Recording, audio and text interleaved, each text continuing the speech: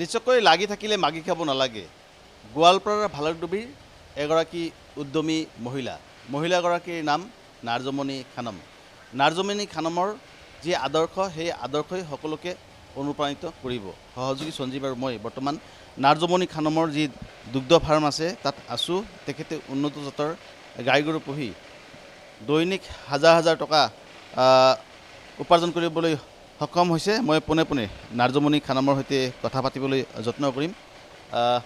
কি খবৰ, কিমান দিনৰ পৰা আচলতে এই পৰিকল্পনা আছিলে আৰু কিমান দিনৰ পৰা আপুনি কৰি আছে? মই এইটো 5-6 বছৰৰ পৰা এই ডাঙৰকৈ ফাৰ্ম কৰাটো মানে ভাবিছোঁ আৰু লাহে লাহে লাহে লাহে হৈ আছে, ছাকচেছ হ'ব পাৰিছোঁ লাহে লাহে। আৰু মোৰ মতে চবেই পাৰিব চাগে। আপুনি এগৰাকী চাকৰিয়াল আছিলে, চাকৰি বাদ দি এই কাম কৰি আছে? হয়, চাকৰি কৰিছোঁ আগতে, কিন্তু মানে বিয়া হোৱাৰ পিছত চাকৰিটো মাইকী মানুহৰ কাৰণে বহুত প্ৰব্লেম হয়। বাচ্ছা আছে, ঘৰখন চম্ভালিব লাগে। সেইকাৰণে ভাবিলোঁ এতিয়া চাকৰিৰ লগত লাগি থাকিলে নহ'ব, মই ঘৰতে থাকি বাচ্ছাকো চম্ভালিব যেন পাৰোঁ আৰু ঘৰখনো যেন চম্ভালা হয় আৰু মোৰ কিবা এটা কৰিও থাকিব পাৰোঁ। এতিয়া ঘৰুৱা কাম কাজ চলাই যোৱাৰ সমানে সমানে এই ফাৰ্ম চলাই আছে? হয় হয়, একেলগে কৰি আছোঁ। মানে ৰাতিপুৱাৰ ভাগত 2 ঘণ্টা টাইম ইয়াতে লাগি দিওঁ আৰু আবেলি ভাগত 1 ঘণ্টামান লাগি দিলে হৈ যায়। কি কি প্ৰজাতিৰ গৰু ইয়াত আছে? ইয়াতে জাৰ্চি আছে, গিৰ গাই আছে, লোকেলো আছে, মুণ্ডি বুলি কয় সেইটোও আছে। 7জনী গাই আছে মোৰ। দৈনিক কিমান লিটাৰ গাখীৰ আপুনি? দৈনিক 100+ হৈ আছে মোৰ এতিয়া। হয় 100ৰ ওপৰত লিটাৰ গাখীৰ আপোনাৰ হৈ আছে? হয় হয়, 100 লিটাৰৰ ওপৰত হৈ আছে গাখীৰ। বহুত নিবনুৱা আজিকালি যুৱক যুৱতী নিবনুৱা হৈ ঘৰত বহি থাকে, তেওঁলোকৰ উদ্দেশ্যে কি ক'ব? এনেকুৱাকৈ ফাৰ্ম দি তেওঁলোকে নিশ্চয় নিজৰ উপাৰ্জনখিনি? হয়, তাৰমানে নিবনুৱা, মোৰ মতেতো নিবনুৱা আজিকালি থাকিবই নালাগে। এইকাৰণে নালাগে, আমি যোনটো বস্তু ভাবোঁ যে কিবা এটা কৰিম, যদি কিবা এটা কৰিব বিচাৰোঁ, দৃঢ়ভাৱে ভাবি লওঁ যে এইটো কৰিম, সেইটোৰ পিছত লাগি থাকোঁ। ফাৰ্ষ্ট এতিয়া ছাকচেছ মানে যিকোনো কাম আৰম্ভ কৰাৰ লগে লগে ছাকচেছ হ'ব সেইটো কথা নহয়।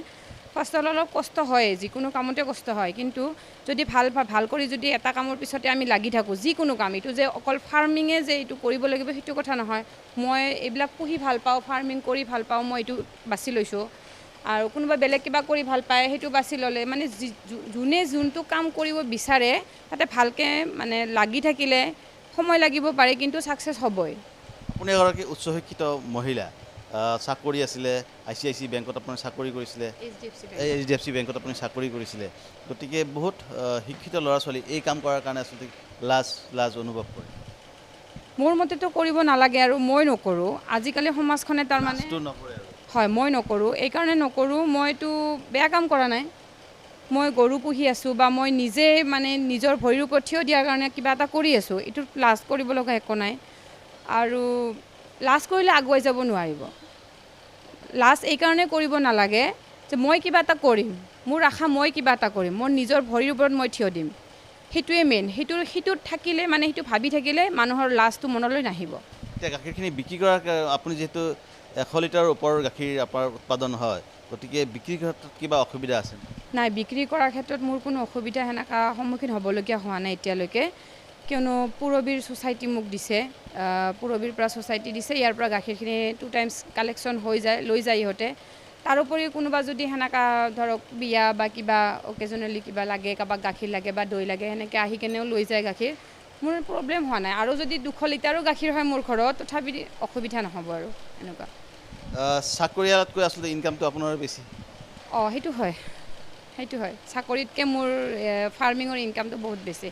আৰু গৰু পোহাৰ লগতে মই ঘৰৰ চব্জিখিনি ধৰক কিনিব নালাগে, যিখিনি মই খাওঁ, লগতে মানুহকো দিব পাৰোঁ। এনেকুৱা মোৰ সেইটো কাৰণে ভাল হৈছে, মানে চব্জিখিনি ঘৰতে হয়। আৰু মই গোবৰ সাৰৰ দ্বাৰা উৎপাদিত হয়। সেইটো গোবৰ সাৰৰ হয়। আৰু বজাৰৰ চব্জিটো আজিকালি চব ভেজালে, সাৰ দিব নালাগে। আৰু এইখিনি কৰি মই গৰু ফাৰ্মটোৰ লগতে মুৰ্গী, হাঁহ, ছাগলী চবখিনি ধৰক সৰু সুৰাকৈ সেইবিলাক বেছিকৈ নহয়, মানে গোটেইখিনি একেলগে বেছি কৰিব খুজিলে মই নোৱাৰিম।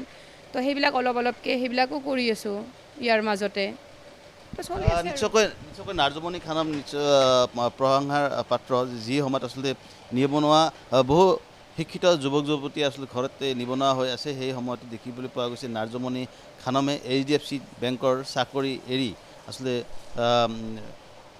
তেওঁ বিয়াৰ পিছতে এই ফাৰ্মিঙৰ ব্যৱস্থা কৰি দৈনিক হাজাৰ হাজাৰ টকা উৎপাদন কৰিছে। তেওঁৰ যি ফাৰ্ম আছে দুগ্ধ ফাৰ্ম, সেই দুগ্ধ ফাৰ্মতো তেতিয়া উন্নত জাতৰ গাই গৰু পুহি নিজে চলাৰ লগতে তেওঁ পৰিয়ালকো চলাইছে আৰু সমানে সমানে তেওঁৰ পৰিয়ালৰ যি সন্তান বা স্বামীক পৰিচৰ্যা কৰাৰ সমানে সমানে তেওঁ এই কামো চলাই গৈছে।